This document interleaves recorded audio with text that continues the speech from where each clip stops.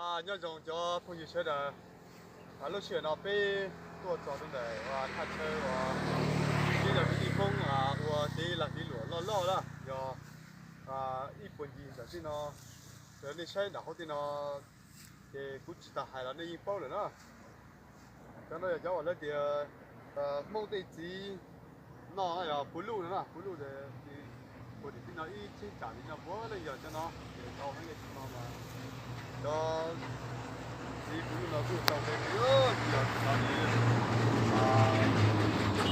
đi dùng hay là tất chỉ hết tàu cây là để nó hay mà nó cũng cái cô sa dinh vào lại chơi vào lại cái số là chỉ vô lại họ nên cô chỉ số mua nên tua sau lại để cho nên đã lấy tí tí nó dùng lấy tí lại phải lấy tí chỉ số sáu tuổi đi lại bây họ muốn chơi lấy tí mua tí để trả cô như chuẩn bị要muốn sau tí chơi đi trả là chỉ cho nên là gì bây họ muốn là tí chơi đi trả lên nó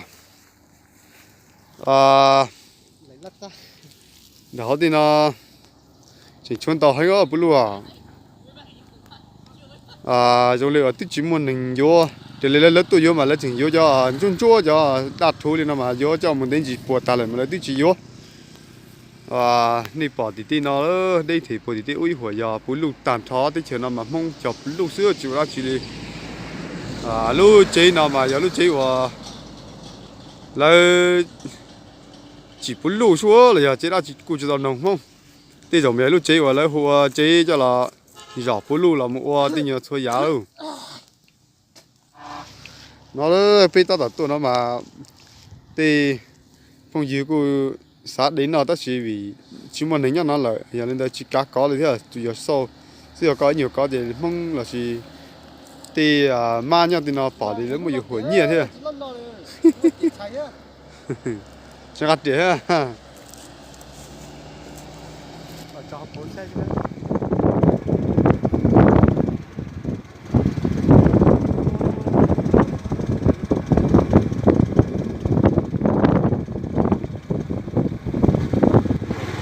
đừng lo xuống rồi hả?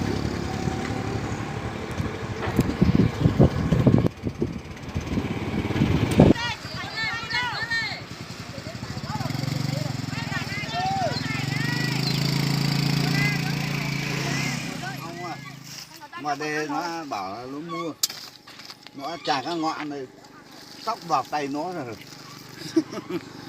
biết chặt thì để người bán nó tự chặt thôi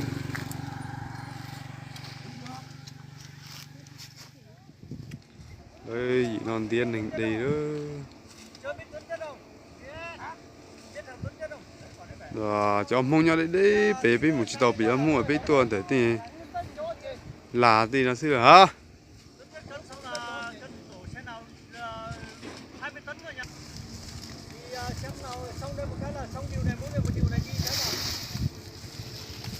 Tôi là đi là mới tầm 1 triệu đó, mới tầm 1 triệu này là đi là còn 2 triệu. đọc cực chứ Không, mới tầm 1 triệu này thôi, là đủ xe bên Trung Quốc rồi. Mà tôi đầu lưng quá rồi, đầu lưng là thêm mà cố gắng sang giúp nó vào. Không, quay có chó nó gió qua. Còn đây sao đi đây? Ở đây đéo bán được đâu. Người Việt Nam đéo lấy quả này đâu.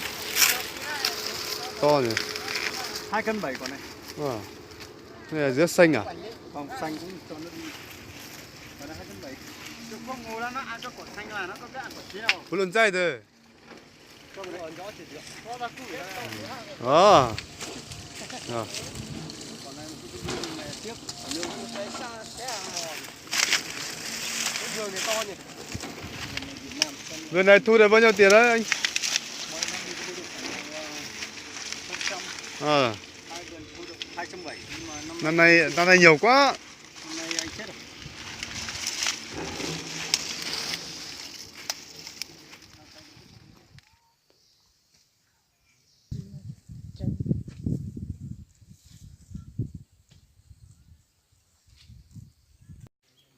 To. Ủa vô luôn. Đấy đi cả. Thế dùng chỉ qua. tua toàn nó để lấy một đây là nó chỉ sinh qua dù đấy ơi qua dù tàu mà lấy mà nó lùi ra dù như nhà chỉ là những tàu đi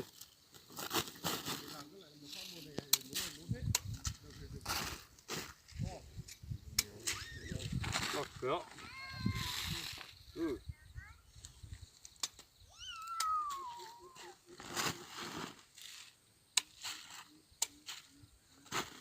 sao cái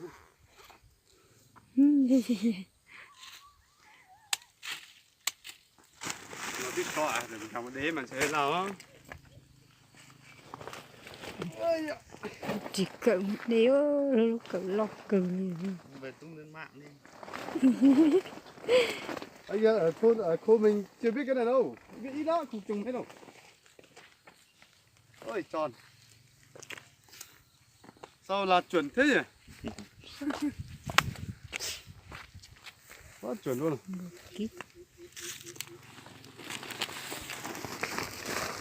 nó là nó chỉ duyên duyên nó chuẩn nào là nó chỉ tạt bùa ấy thôi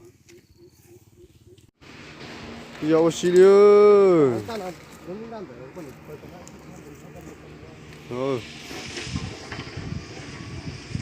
tiêu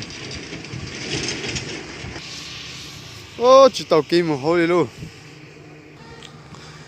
thì nói hồi ở bún lúa nó thì là chỉ chuột cho huy trong ấy muốn gì pha đi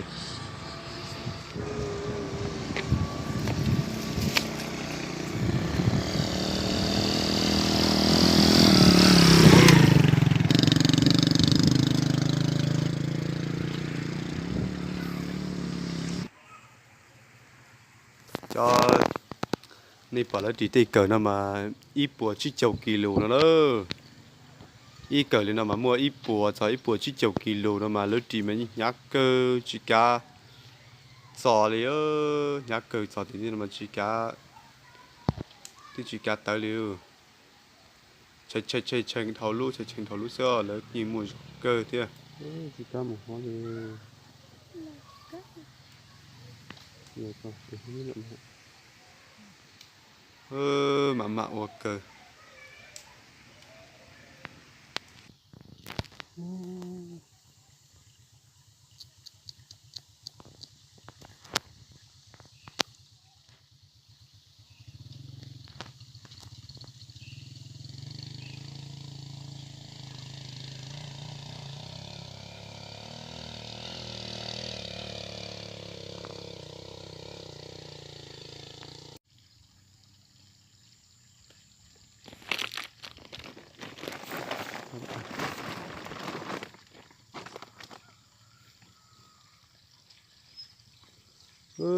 thì chỉ là lấy suốt chỉ suốt nát thâu lấy suốt chế hái xưa cái tí xưa